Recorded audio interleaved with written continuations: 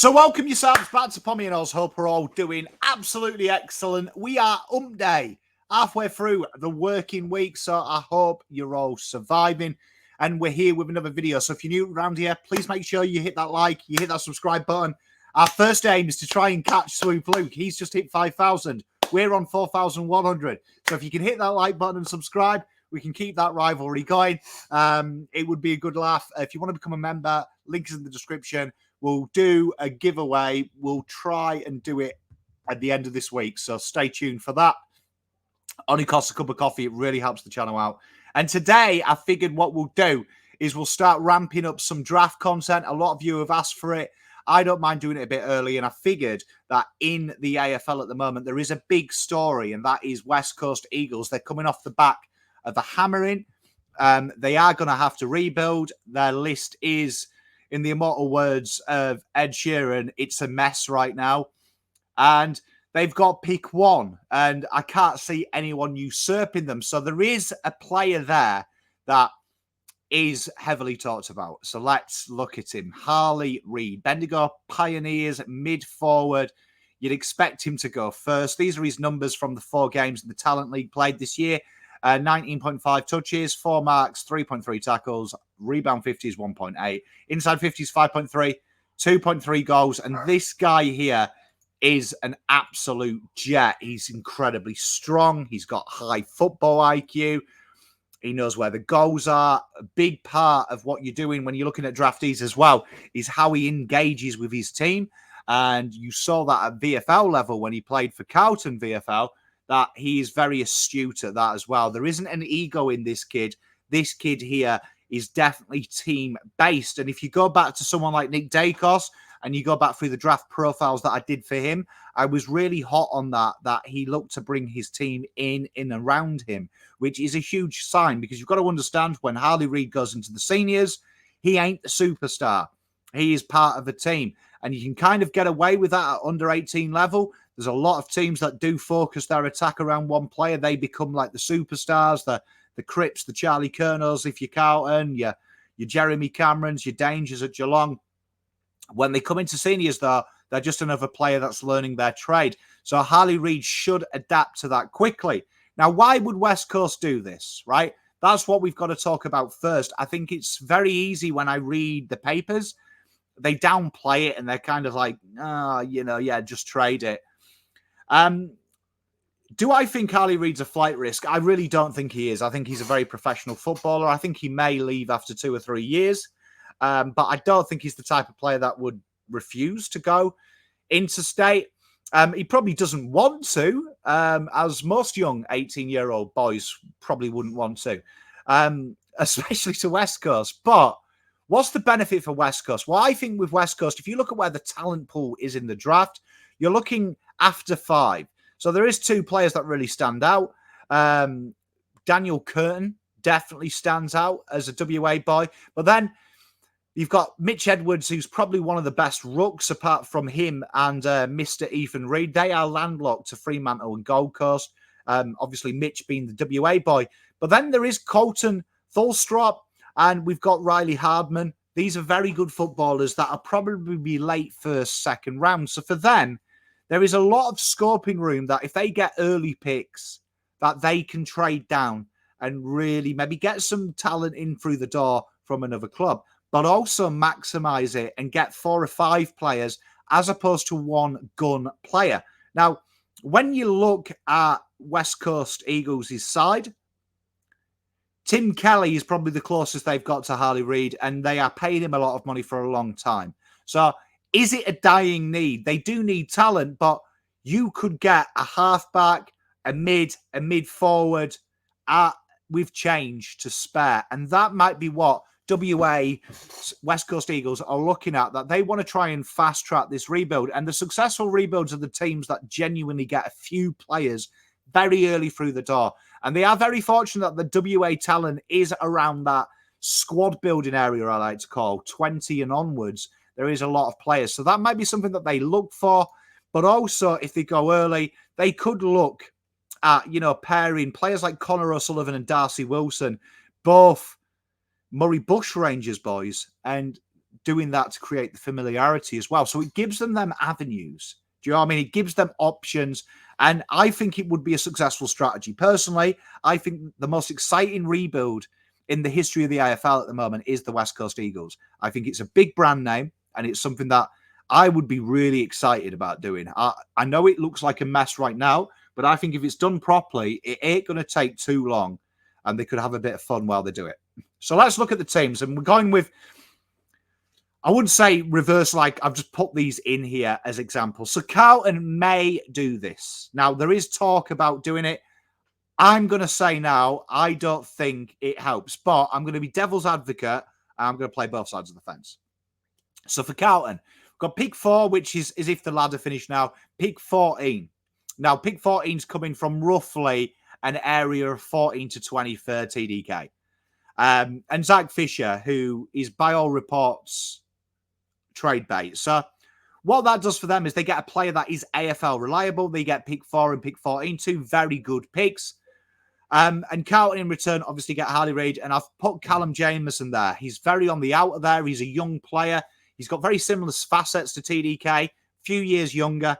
Carlton may think, right, okay, let's bring him in. We've got Pitternet tied down for 3 years. He has played a bit of AFL footy. There's something to work with there.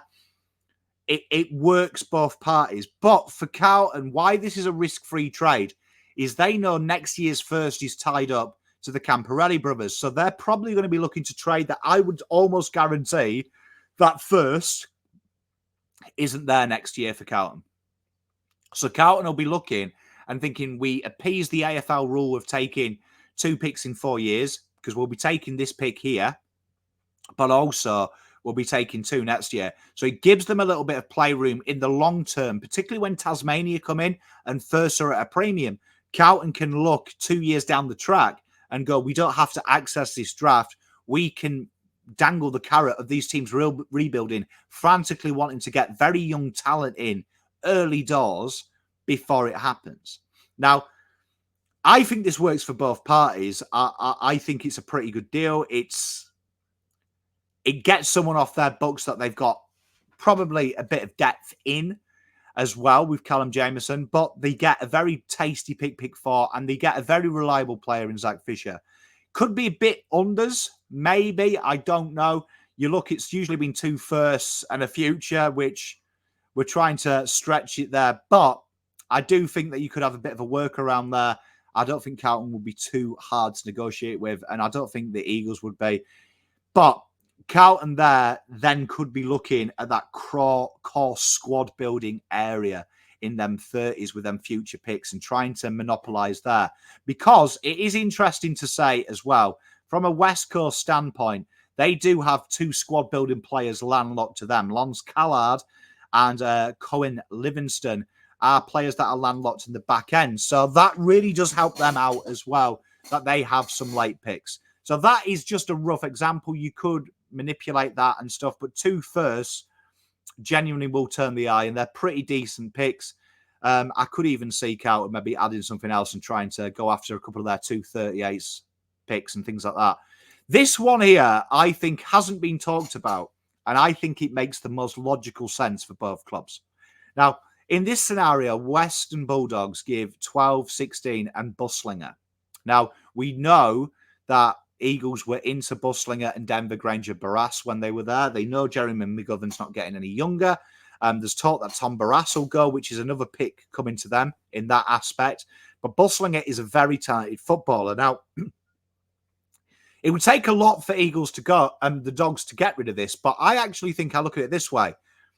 Harley Reid is basically your Josh Dunkley type who can roam forward as well. So he's a very deadly player like Josh Dunkley. So they may look at this and go, it worked. We were probably better when Dunkley was there. This could be a big deal. Now, with them as well, with 36-38 coming back, why that is a real key selling point for them. They've got Jordan Croft, right, in their next generation, and they've got Luau in their next generation. So their father, son, and next generation academy. So suddenly they've got 2 top 25 picks anyway, which I think really helps them out in this deal, because suddenly it gives them that option. And if there's the talk of Norton, who has swung down back, suddenly bustling it isn't as essential to their system as first thought. It's a good selling point for the Eagles. But Harley Reid, Crofty coming in, Lau coming in, and them 36-38 helping ascertain the points for them, should they be selected, which they should be at that time, makes it a really intriguing selection. And this is one that I think you should watch, because I think that ticks everyone's box. Hawthorn may make a play. Now, when you look at Hawthorn's list, they are definitely committed to this rebuild, but Harley Reid is probably the type of player that makes them think, can we jump it? Now, currently, they've got pick 3 if the ladder finish now. Now, that's got some very talented players. You're in the ballpark there of Nicky Watson, Zane Dersmer, Nate Caddy, even Riley Sanders, which wouldn't surprise me. They do like them balanced type players. But suddenly you're talking Harley Reid here. Now, I don't think it would cost that much because of how hot WA were on Denver Granger Barras, who hasn't quite broken through. But Western Coast Eagles generally do take the risk. And Granger Barras is a very, very good footballer. Pick 3, I could even see that being untraded from them. I could really see them saying, look, we can get into that WA talent a little bit lower, which would be very interesting. The future second, again, it helps them in the future, have them 2 first-round picks, maybe jump up as well when you've got 2, when you're probably going to be bottom 4. Brings in Harley Reid, 36 and 38. Now, Hawthorn have some very good players in this draft, right? They have Will McCabe, right? Who is a very good elite swingman. He's got some real high scope. And in this system there, that helps them compensate that as well, which gives them some real good arsenal in this. They're probably risk-free in this trade, right? And I'll tell you why. Because they've got so much that they can play with. Because if you suddenly get rid of pick 3 from Hawthorn, based on what it is now, right? Hawthorn still have some good picks. They have 31, 35. Then they'd have 36 and 38. They've got some really good scope to go up and down the ladder with them picks, but they've also got them points for McCabe, who is probably suffering because he is landlocked to them. So a real interesting space, and one that I wouldn't be surprised that they have a sniff if the price is right.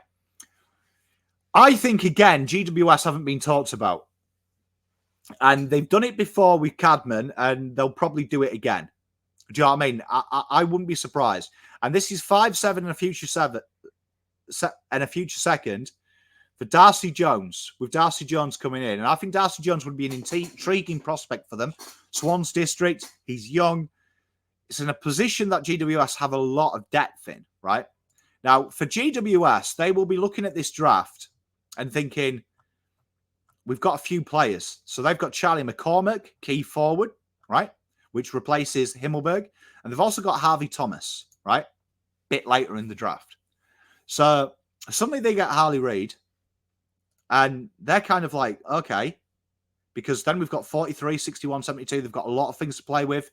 They've got rid of Darcy Jones, who was being injured. But he's a bit of a risk, I think, future-wise for him, where he isn't at WA. I think it suits their game style.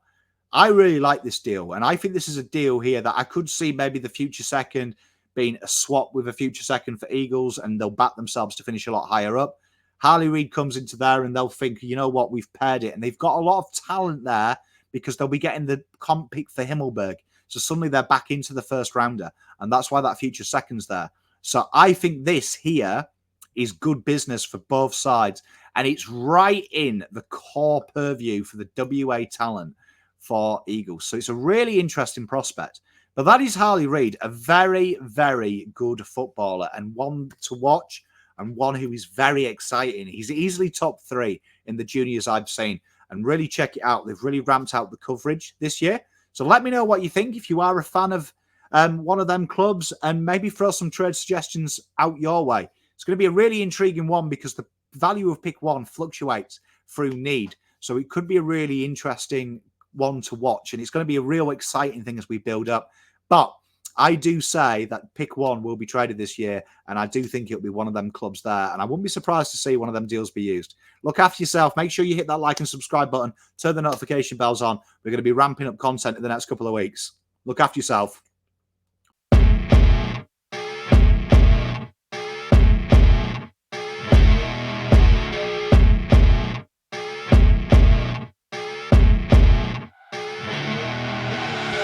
I see her rolling up, Uber black Cadillac, high heel boots and a sexy body full of tats. Baby's bad, oh baby's hella bad.